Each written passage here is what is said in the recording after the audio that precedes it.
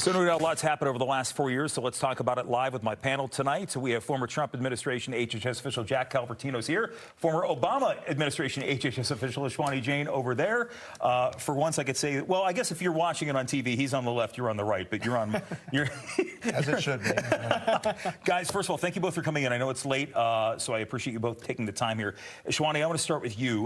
Your takeaways from hearing President Biden deliver that speech tonight. Yeah, thanks for having me back. I mean, I think he did exactly what he needed to. And I think I'll start by saying the only reason we're having this conversation is because Democrats believe in a peaceful transfer of power and admitting loss.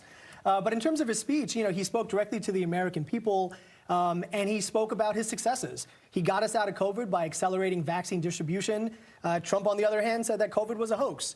You know, Biden made historic investments in our roads, in our bridges, in our climate. Trump said climate change is a hoax. And Biden is leaving with the lowest unemployment rate in over 50 years. So I think there's a lot of great successes that he touched on. But I think for me, his greatest legacy is that he brought humanity back into politics, humility back into politics. I saw this when I worked directly for him as vice president. And I think we need to reward politicians who lift up people, not those who knock them down. And that's going to be a difference with the new administration. Something that you and I have talked about on the show before, Jack, when it comes to COVID is you give Donald Trump credit for starting Operation Warp Speed, because that was something we got to the point with getting the vaccines out there. The question is, since the rollout, you know, he has the likes of, you know, some vaccine skeptics like RFK in his orbit now. That has changed a little bit. But as you look at how the speech went tonight, I know. I know you saw the same speech. I feel like we didn't see the same speech. He seems like a great guy. We had a great time in the green room, but I just can't believe what I heard because, let's face it, in this environment right now, it's a very sad time for the Democratic Party. It's a very exciting time for the Republican Party. There's energy, foreign leaders, business leaders are coming to Mar-a-Lago. Democrats pushed out Joe Biden, pushed out Harris, who ended up losing in a historic loss. And so why did he even give this speech? I saw that only 11 presidents have even given these farewell speeches. So if Jill Biden and Joe and the family are deciding what are our goals for tonight, I started thinking to myself, if as a former staffer, if I were them, what would I be wanting to do? Well, talk about accomplishments. He talks about Medicare. Actually, he harmed Medicare through the IRA, and I have an article in Inside Sources about that this week. Start talking about oligarchies. Interestingly, he just gave the Medal of Freedom to one of the biggest billionaires who has actually harmed this country greatly, George Soros. And then lastly, he went back to this whole, we are the defenders of democracy, and somehow Donald Trump, who 77 million people just voted for, is some kind of Hitler against democracy. So I found it to be sad, pitiful, dark, and actually unnecessary. He did not need to give this speech. So when you mentioned about George Soros there, the parallel that people have said, okay, but you have the world's richest man, Elon Musk, who will be in that Oval Office or serve in the administration as Doge, as part of the Department of Government Efficiency. You know, is there a parallel there that we're not talking about?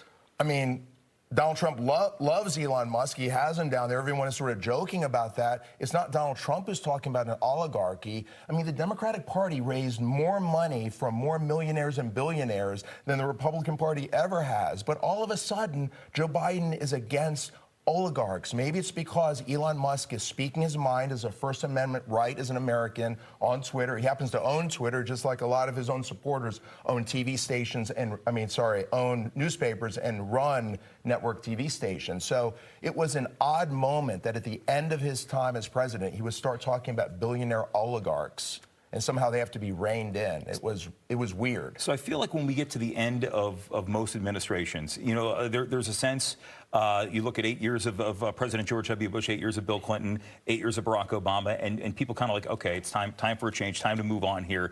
But as time moves on, and you look back in the history books, there are moments in every presidency that do gain favor over time. President Biden tonight said that he said it will take time to feel the full impact of all that my administration has done, but the seeds we planted that will grow and bloom for decades to come. What do you think he means by that? What's one of the policies you think that we might look back upon now differently than we do at the present? I mean, just talk about the economy, for example, right? Some people claim that Trump won because of the economy. No, he won because his message of fear and hate resonated in a country that still has systemic racism and sexism.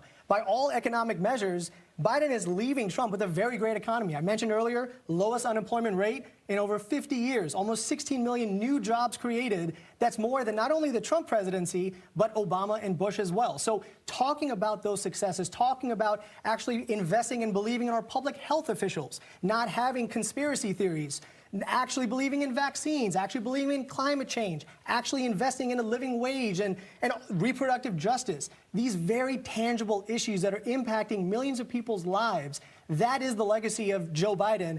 But more than that, it shows what Democrats need to continue moving forward on and fighting for. Can I just say, I want to applaud because as a Republican, I hope the Democratic Party does that in 2 years and in 4 years and 6 and 8. Because what you just said helped to elect Donald Trump, and he has a new Senate majority. So I truly hope that exactly what you said, no readjustment, not trying to find a Senator Manchin to run, do exactly that, and the Republican Party will continue to win. All right.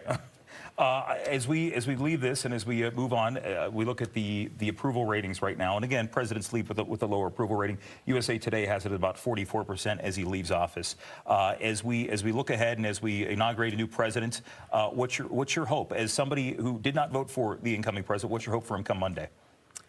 I hope that he doesn't do the things that he said he was going to do. I hope he doesn't sever our ties with our allies. I hope he doesn't take away access for abortion care and gender-affirming care for millions of residents. I hope he doesn't go back to denying climate change. I hope he doesn't, God forbid we have another pandemic, deny that the pandemic is real and insult our public health officials and our scientists. I hope he actually is a unifier in the way that he claims he is, but actually reducing the hateful rhetoric that we have seen time and time again. I'll give you the last 10 seconds. Excited about this weekend and the coming 4 years. He's talking about an American renaissance. He wants America to win in this country and abroad for the American people, and that's what I think a lot of Americans are excited about. These are the conversations a lot of people are having across the country right now, so we're going to have one right here. Guys, thank you both very much for coming in. I appreciate it. Of course. Thank you so much for having us. Our pleasure. Final Five is back right for this.